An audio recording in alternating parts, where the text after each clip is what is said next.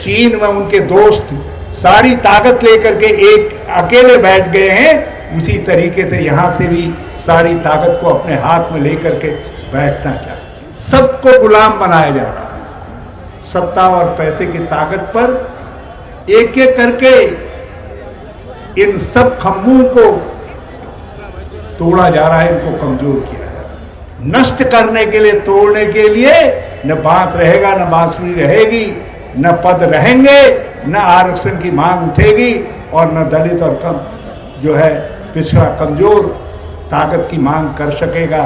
इसलिए आज institution of आरक्षण को भी समाप्त किया जा रहा है। मैं आप सबको और आपके जज्बे को और आपके सवाल को तीनों को प्रणाम करता हूँ, नमन और आपको बधाई देना चाहता हूँ कि आपने बहुत ही नायब समय, बहुत उचित समय, बहुत ठीक समय इस मांग को उठाया है। आज जिस बात के लिए भारत और भारत का संविधान जाना जाता है, उन सारी चीजों को एक एक कर बहुत सिस्टमेटिक तरीके से, योजनाबद्ध तरीके से नष्ट किया जा रहा है। यह हमला केवल आरक्षण पर नहीं है, यह हमला उन सारी बुनियादी बातों पर है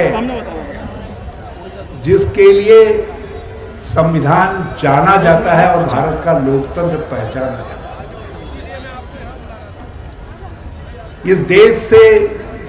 इस देश को सहिष्णुता के लिए, शांति के लिए, भाईचारे के लिए जाना जाता है और बाबा साहब अम्बेडकर का संविधान उसकी गारंटी देता है मूल अधिकारों के रूप में। आज सहिष्णुता की हत्या हो रही है, शांति, आज भाईचारा जाति सांप्रदायिक हिंसा में बदल रहा है, विद्वेष में बदल रहा है। सत्ता विद्वेष को हवा देने का काम कर रही है। संविधान जिन संस्थाओं को खड़ा कर अपने नागरिकों की सुरक्षा करता है, उनकी सेवा करता है, देश को आगे बढ़ाता है, देश को मजबूत करता है, एक एक कर उन संस्थाओं को नष्ट किया जा रहा है, उनको बर्बाद किया जा रहा है, जिसमें हमारे सारे स्तंभ जो भारतीय संविधान के चारों स्तंभ हैं,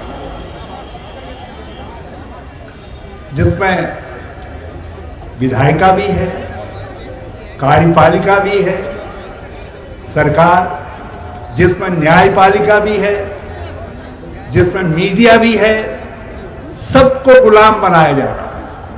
सत्ता और पैसे की ताकत पर एक एक करके इन सब खम्भों को तोड़ा जा रहा है, इनको कमजोर किया जा रहा है। आरक्षण जिन लोगों के हाथ में सत्ता है उनको कभी नहीं भाया, उनको तो ये कभी नहीं भाया कि दलितों के लिए, कमजोरों के लिए, शोषित और पीड़ितों के लिए लड़ने वाला डॉक्टर भीमराव अंबेडकर भारत के संविधान लिखने वाली कमेटी का अध्यक्ष बने, ये उनको कभी नहीं भाया। ये वो ताकतें हैं जिन्होंने उस संविधान को कभी हृदय से नहीं माना, हाँ उसका फायदा उठाकर सत्ता के शीर्ष तक पहुंचे। और आज इसीलिए सरकारों में, चाहे वह राज्य सरकार हो, केंद्र सरकार हो, 2.5 करोड़ से ज़्यादा पद अकेले केंद्र सरकार में, सरकारी विभागों में, जिसमें रेलवे से, संचार से लेकर सेना तक सब सम्मिलित है, रिक्त पड़े हुए। जब पद नहीं भरे जाएंगे तो जो संविधान कहता है कि तुमको आरक्षण मिलेगा, कमजोर को मिलेगा, दलित को मिलेगा, जनजाति को मिलेगा, पिछड़े वर्ग को मिलेगा, वो कहाँ से मिल पाएगा। और यदि पब्लिक सेक्टर्स में मिलता, जो इंस्टीट्यूशन ऑफ पब्लिक सेक्टर खड़ा किया गया, नेहरू ने खड़ा किया, तो उस पब्लिक सेक्टर को भी अब बड़े बड़े पूंजीपतियों के हाथों में बेचा जा रहा है, जिसमें अंबानी हो, अडानी हो और बड़े बड़े पैसे वाले हों, एक एक करके उनके हाथ में बेचा जा रहा है। क्या वो आपको हमको आरक्षण देंगे? क्या वो हमारे संविधान की मर्यादा का पालन करेंगे? तो इंस्टीट्यूशन ऑफ रिजर्वेशन को भी नष्ट करने के लिए, तोड़ने के लिए न बांस रहेगा, न बांसुरी रहेगी, न पद रहेंगे, न आरक्षण की मांग उठेगी और न दलित और कम जो है पिछड़ा कमजोर ताकत की मांग कर सकेगा। इसलिए आज इंस्टीट्यूशन ऑफ आरक्षण को भी समाप्त किया जा रहा है। इस देश के अंदर लोकतंत्र हमारी ताकत है, क्योंकि आपके पास संख्या बल है। अभी मैं सुन रहा था, डॉक्टर के राजू को कह रहे थे कि जाति के आधार पर जनगणना होनी चाहिए। उसके पीछे तर्क यही है कि जिनके पास शक्ति है, जिनके पास जनसंख्या है, वो लोकतंत्र के अंदर अपनी पहचान बना सके, वो लोकतंत्र को का माध्यम बनाकर काम कर सके। आज ये सत्ता में बैठे हुए लोग ऐसे लोगों को चिन्हित करके ऐसी आवाजों को दबाने की कोशिश कर रहे हैं। जहां विपक्ष है, लोकतंत्र की हमारी आत्मा है विपक्ष। संसदीय लोकतंत्र हमारे भारत की संविधान की पहचान है। इसके लिए नेहरू और अंबेडकर पहचाने जाते हैं। इसलिए नेहरू से भी घृणा है, अंबेडकर से भी घृणा है, लेकिन अंबेडकर से खुल करके नहीं कह सकते, नेहरू से खुल करके नेहरू से घृणा कर रहे हैं। अरे लोकतंत्र नहीं रहेगा तो फिर संविधान कैसे रहेगा? जब और लोकतंत्र रहेगा कहां से? जब विपक्ष की आवाजें दबा दी जाएंगी, उनको एक चुन चुन करके उनको कमजोर कर दिया जाएगा और संस्थाओं को जो लोकतंत्र की रक्षा के लिए बनी हैं उनको कैप्टिव बना दिया जाएगा, उनको अपने हाथों की कठपुतली बना दिया जाएगा। तो न गांधी रहेंगे, न नेहरू रहेंगे, न अंबेडकर रहेंगे, और यहां रहेंगे तो केवल एक व्यक्ति रहेगा, क्योंकि जिसके हाथ में सत्ता है वो व्यक्ति अक्षुण्ण बनना चाहते हैं। जिस तरीके से चीन में उनके दोस्त सारी ताकत लेकर के एक अकेले बैठ गए हैं, उसी तरीके से यहां से भी सारी ताकत को अपने हाथ में लेकर के बैठना चाहते हैं। हमारे आपके पास अवसर है 2024 का। मैं तो बधाई देता हूं राहुल गांधी जी को। उनकी तपस्या ही है। 7 दिसंबर को 3 महीने हो जाएंगे। कोई कल्पना कर सकता है लगातार इतनी पद यात्रा करने की, इतनी चलने की? उस तपस्या के आलोक से भारत में एक परिवर्तन आ रहा है।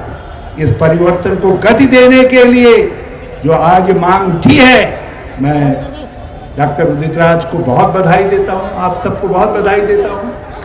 आपने कहा कि जो संसद भवन है नया, यदि ये वास्तविक अर्थों में जनता का संसद भवन है तो फिर इसका नाम बाबा साहब अंबेडकर के नाम पर होना चाहिए। ये शुरुआत होगी, ये शुरुआत होगी 2024 के लिए। आपको, हमको, सबको एकजुट होकर के आवाज उठाना।